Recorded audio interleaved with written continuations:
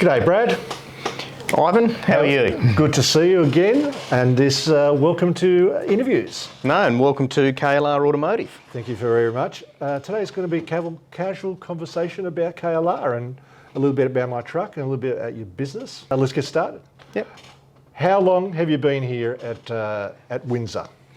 We've been in Windsor since about 2015, 2014. I think we first moved over this way. So, and this was a business. This is a family business. Correct. So this was started in the 90s, somewhere along the line.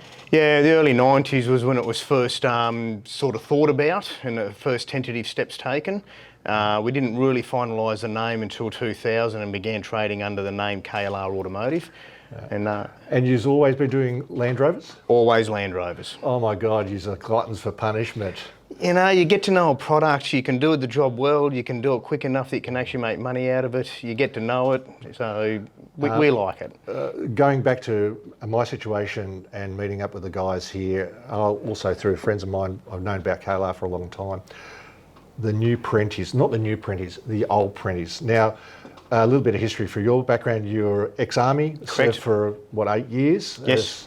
In the spy division, we call that? Oh, we call it signals. Signals, yeah, spies, signals, same. And with me, my ex-wife, or my wife, ex-wife, used to work for JRA. And I watched these vehicles get made and then go through their life through the army, and you served for 8 years basically living in one of those. And here we are today, and this is a whole genre of people re-establishing with the army vehicles that are coming up, the spares that are coming up. And this is a great business to be in at the moment. Now your business, going on to this bit, is you're supplying this market. And well, we are. Like, we've always done Land Rovers, but we did recognise when the military started releasing these vehicles to the public. In 2014, yeah. Correct. This was an opportunity we could grab, particularly, myself and my partner Matt, or business partner Matt, have always had a soft spot for the Isuzu engine. We did our first Isuzu conversion in the early 90s, which is pretty much what kicked it all off. Yeah. So we saw this as quite an opportunity that also fed into our own personal passion. And we grabbed it with both hands. And a business was born. Well, the business already existed, but I suppose another aspect of the business was born. Oh, so you guys do the old Land Rovers as Correct. well as Land Rover, as in the old cars, what do you call them? The series models? Not the series ones, the other ones, the square box ones. Oh, Defenders? No, they're not even them. Oh, Range Rovers. Range Rovers. Yes. The lounge chair on wheels. Correct, yes. You think when you're doing videos that you get to remember all this, and Yes. it's very off the cuff. You're developing products all the time. Yeah, so particularly on the Perentie side of it, but this isn't just on the Perenties, with Defenders as well. Over time with the workshop, we get a feeling for what people are asking for, what they need, what they require from modifications, for accessorising, for just routine maintenance. So we do look at providing, it might be a kit or a particular upgrade to solve a problem, but always with the emphasis on value for money. This is the problem, this is a solution, this is what's going to work for you. So I was speaking to the guys here, and you've got a tremendous crew here, good experienced mechanics. One guy, James, who we just went through my car with, super knowledgeable fella. Waited a long time to get my car in here to get this done.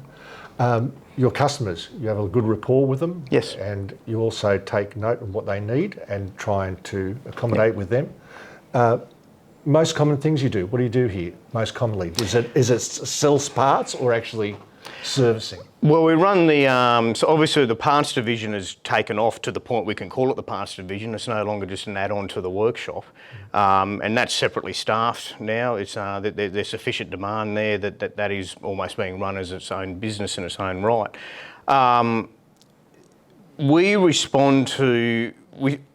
We spend a lot of time on the phone to people, getting to know people over the counter here where people come to pick up their cars. And after a while, you get to know what people want, what they're asking for.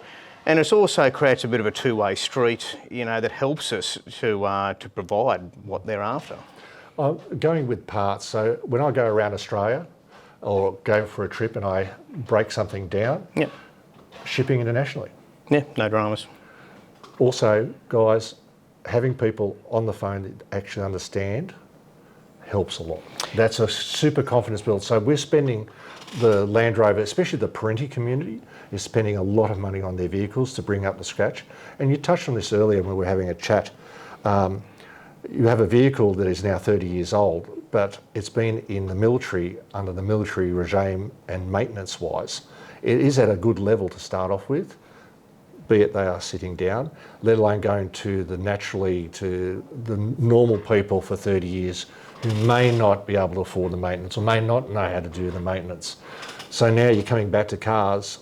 Sorry, it's a little bit long. The question is, really quickly, is these cars have been sitting for a long time. I see vehicles with 3,000 Ks on them and 30 years old. You see it. You probably one in the... I think the comparison you're after is, if you have a look at a Perentie, you know, even though it's 30 years old compared to a 30-year-old Defender, you can almost guarantee the Perentie is going to be in better condition. Yeah. The Defender's had a working life. It hasn't had taxpayer money thrown at it to keep it, you know, in top-notch condition. Yeah. They generally look tired in the interior, in the bodywork. You know, they may or may not have been, you know, oil leaks fixed, all this sort of stuff. That goes...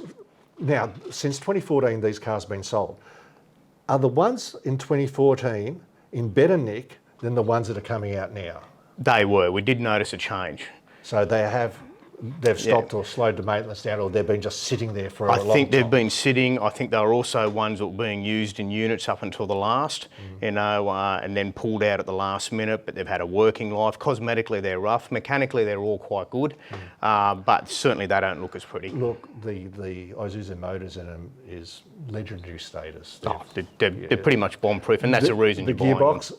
Not so much. Yep. The diffs are all great. Yep. The bodies, the chassis is galvanised. Correct.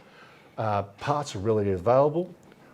Why wouldn't someone pick a Land Rover over, say, a 75 series? You know, I can't see, apart from the cost alone is markedly different. It is, and we certainly saw with the Perentiis an influx of first-time Land Rover owners, which we didn't really expect.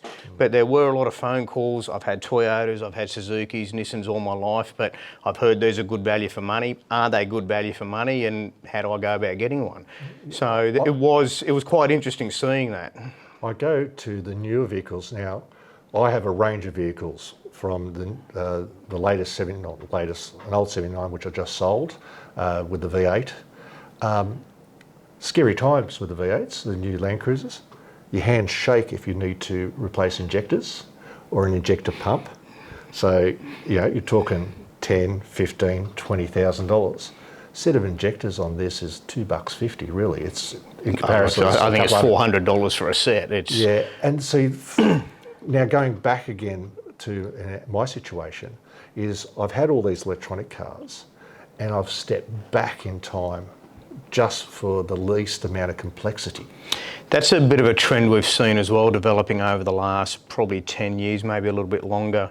But I think what's happening is people have got the newer cars as their sort of everyday drive, or even, you know, their weekend touring vehicle. But for the more serious work, they're looking towards your older Toyotas, in our case the Land Rovers, but more simpler vehicles basically. Simple to fix, simple to maintain, can be done on the side of the road. When you're going on corrugations, yep, sensors, all sorts of issues you have. A little bit of moisture, a little bit of dust gets in the wrong place. Clay is a big problem. They get in all the little nooks and crannies. And parts are expensive when you start going to the latest model Raptors. Yeah, but I know they're two different things.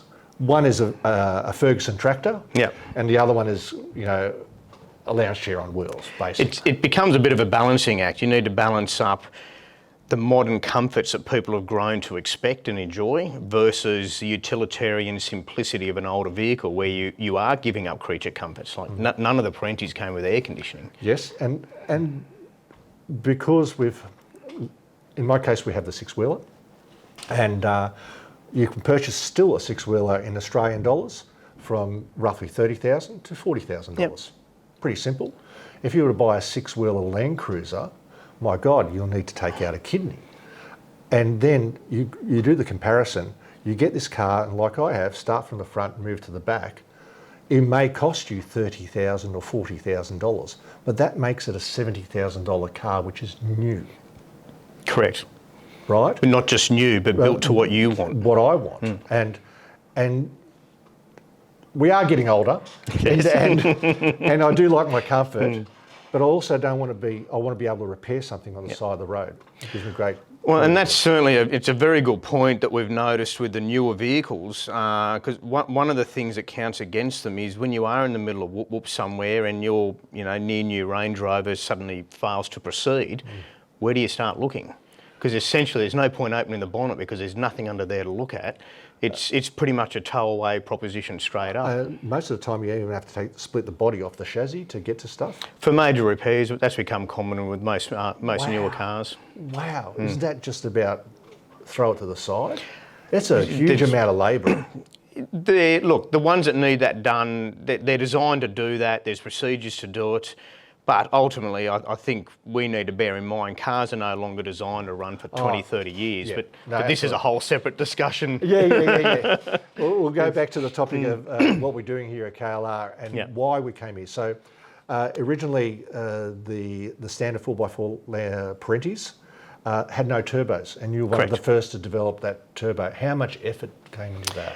It was a lot of time. We'd actually been playing around with them a fair bit in our own vehicles prior to the Perentes coming out. As I said, we do. Both Matt and I have had a passion for the Isuzu. We recognise that they were a very simple, reliable engine from word go.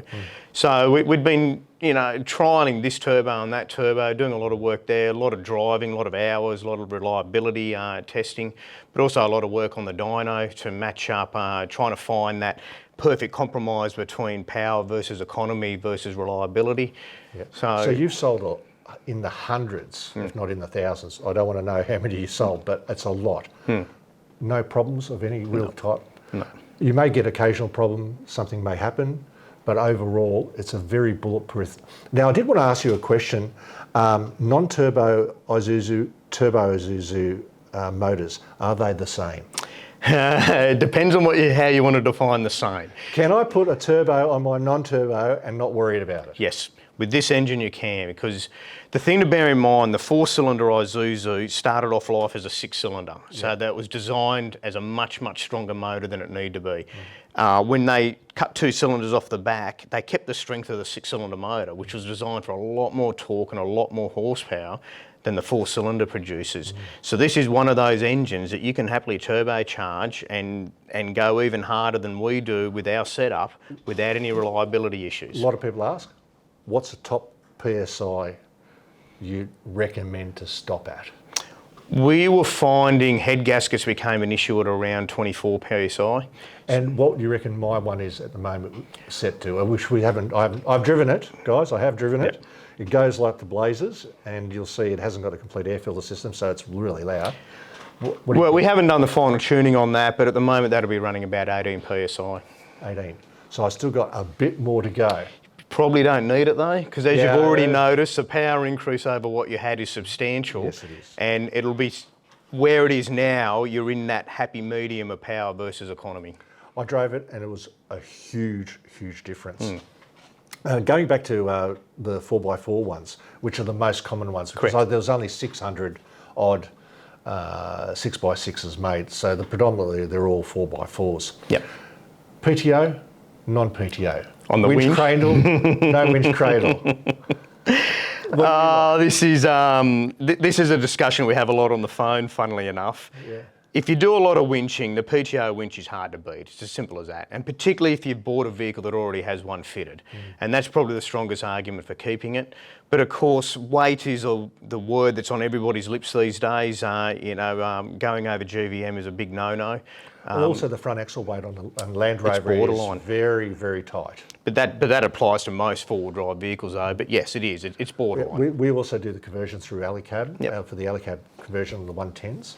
And we do the weights before the engineer gets it, and it's already over with a heavy winch and a heavy bar. Yep. And you go, guys, got to take the winch off. And then it'll just manage to get over and then get to the camper pan part.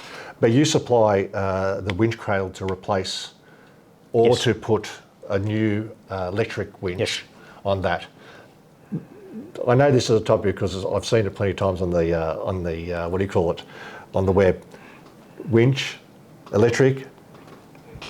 Look, for occasional use, so if you're doing predominantly touring work and you don't expect to get stuck, but you do happen to get stuck, an electric winch is fine. It'll get you out of trouble, it'll get your mate out of trouble, and they're cheap. And I'll just say, how many of the Land Rover 4x4s came with a winch? Roughly half of them. Half. So half got bogged all the time? No. See? No. See? No. So winching is, if you're doing a touring vehicle, do you need a winch? Possibly not. It's something it changes from person to person, and it also changes, if you're travelling in a group, does every single one of you need a winch? Yes, there is. Max tracks. Correct. Even a humble shovel, I've used floor mats to recover vehicles. There's usually always a way to do it. But a lot of it does come back to weight and how much weight you carry. And weight is the enemy. All right, so when we finish with our turbo, yep, we go to the next logical thing, the gearbox. We love gearboxes.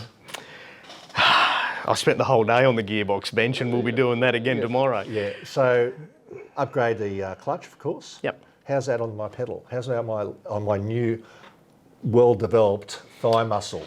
It's an unfortunate fact of life. Going to a heavier clutch is going to produce a heavier pedal.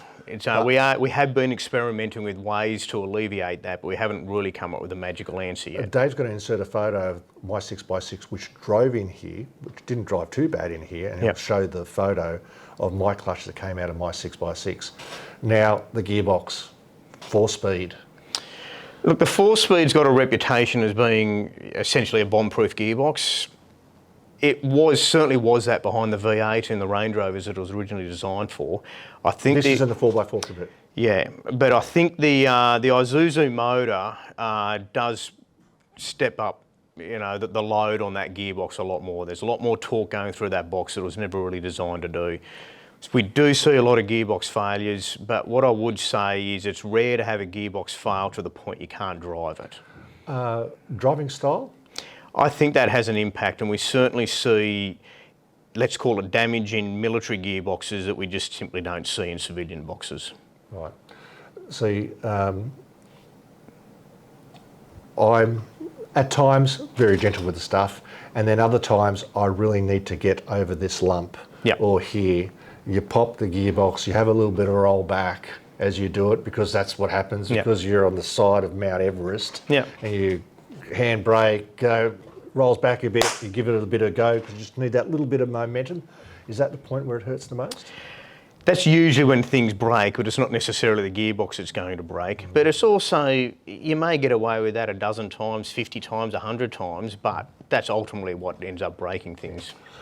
We go from that, tail shafts. And CV joints. Yes, we'll get to that bit. Yeah. Tail shafts. Now, you've got the new modified tail shaft on my truck for the last axle. Yep.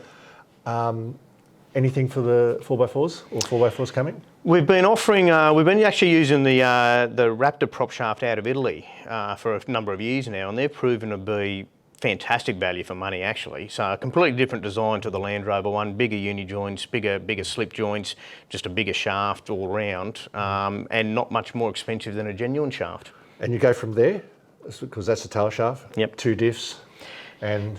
Diffs, there's not much you can do in there as far as the crown wheel and pinion's concerned, but they're normally pretty good. Well, we talked about this before, Ivan. We weren't going to get into ratios. Yeah, but I have to touch on it, right? Now, on my 6x6, and we'll just go 6x6 just to give the community understanding, it says hearing damage at 80 Ks and a top out at 85. Pretty much. At what my ratios? 4. You've got a 4.7 diff ratio. 4.7, yeah. And then the can't get ratios 4.11s and then back down to 3.5s. That means you can't use first gear. Are the same issues with the 4x4s? No, they run the 3.5 ratio, but because they're a lighter vehicle, they've got a lower GVM. The 3.5 ratio is pretty much perfect for those. I want to go more than 100 Ks an hour.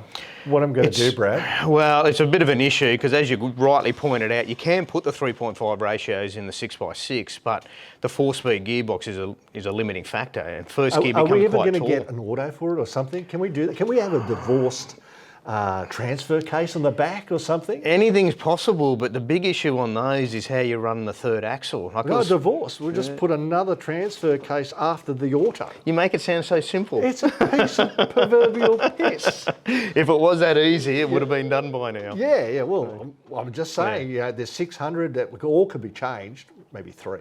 But anyway, make me happy. On the 6x6, taller tyres.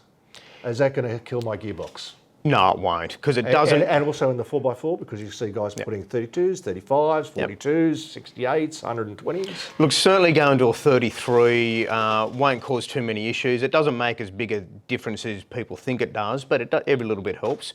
Going to 35s, you might start to see issues with CV joints. We do start to see accelerated wear on wheel bearings, depending on the offset of the wheel that you're running.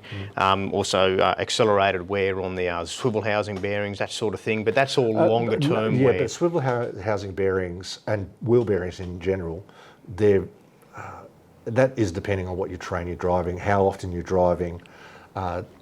Even from the motors, like I was saying to James before, they're sitting for a long time.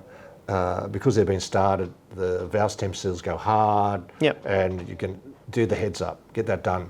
Swivel kits, 6 hours worth of labour here to get it done, and then the cost is the cost of the parts. And it's the sort of job you're going to do one day. Yeah, you're going to do it. So if you're going to go for a long trip, it's been 2 or 3 years, or you're doing a lot of water crossings, or you're doing a lot of sand driving, you'll bring it down to 4 years or 3 years.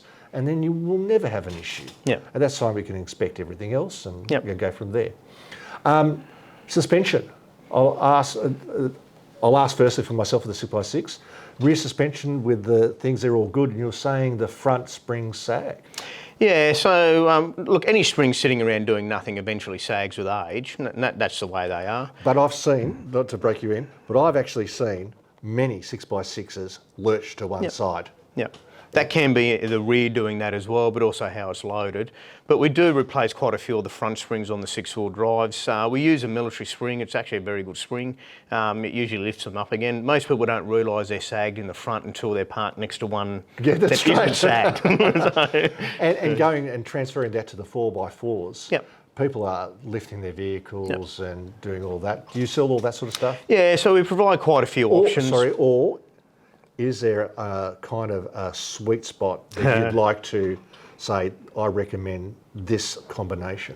For a lot of people, so when people ring up and say, this is what I want to do, we tend to ask quite a few questions to work out, because when you start talking about springs, invariably it becomes a conversation about shock absorbers, which can end up being a very long conversation. But we've got a number of suspension packages sort of worked out already to suit most people. There's a few custom type ones that has us scratching our heads every now and then.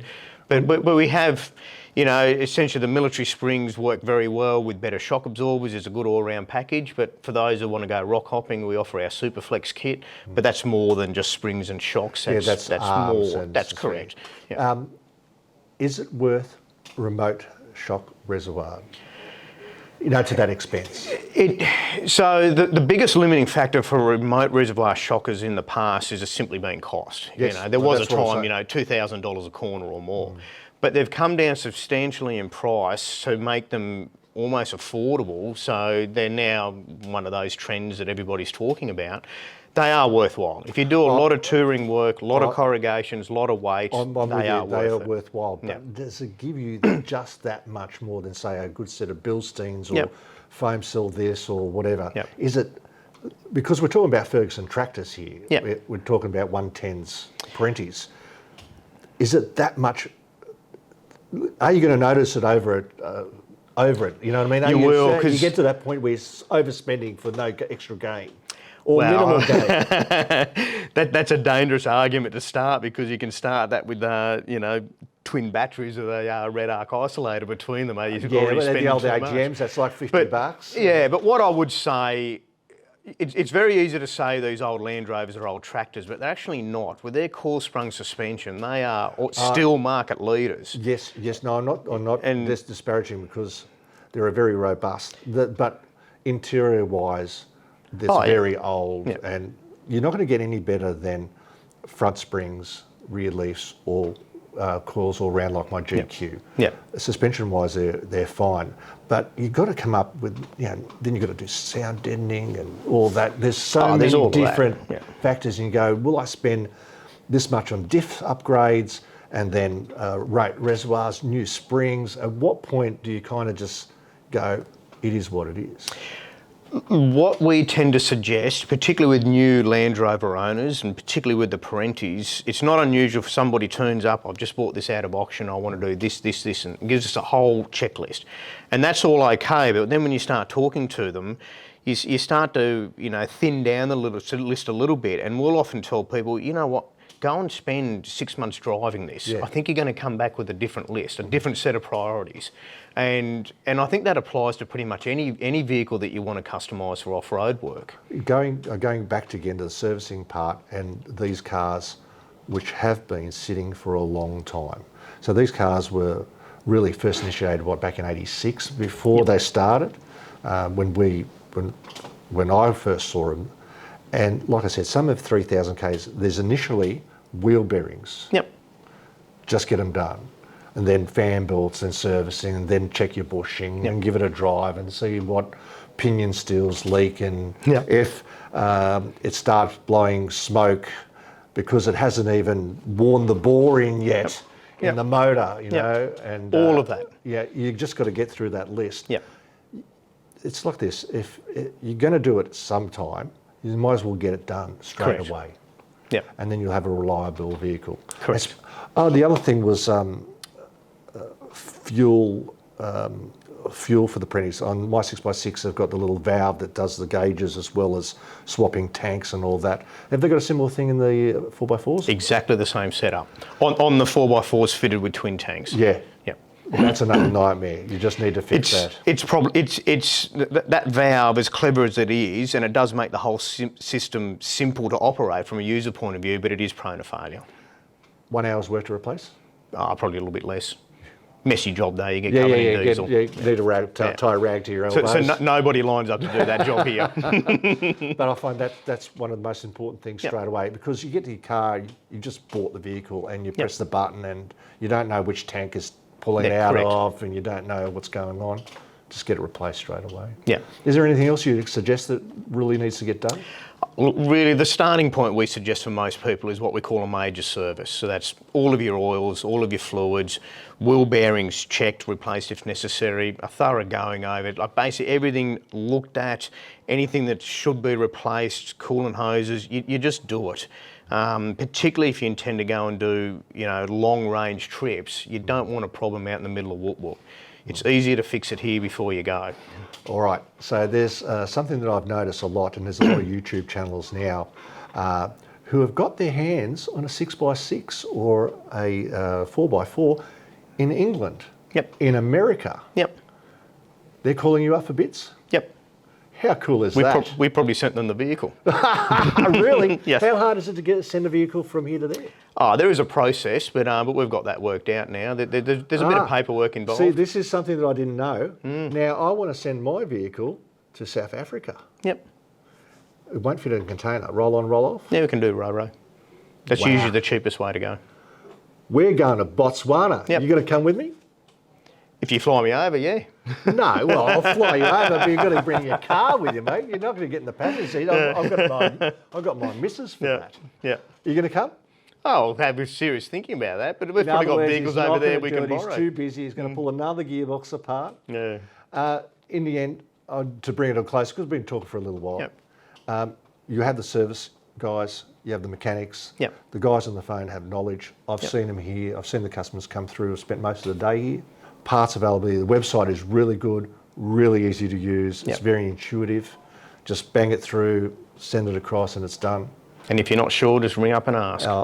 Tremendous bunch of guys. Thank you.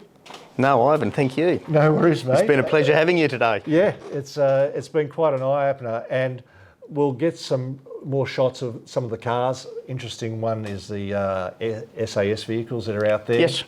I didn't think no one was ever going to get one of those.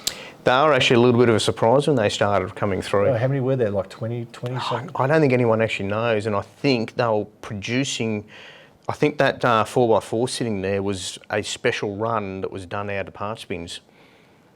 Anyway, all right, guys. Thank you again for listening and having a chat here with Brad from KLR. And we'll see you on the next interview. Put some comments down if you want to see this format some more. I have a lot of friends in the industry and they have a lot of knowledge, and I'm quite happy if they're happy to have a chat with them. All right, hoorah guys, see ya.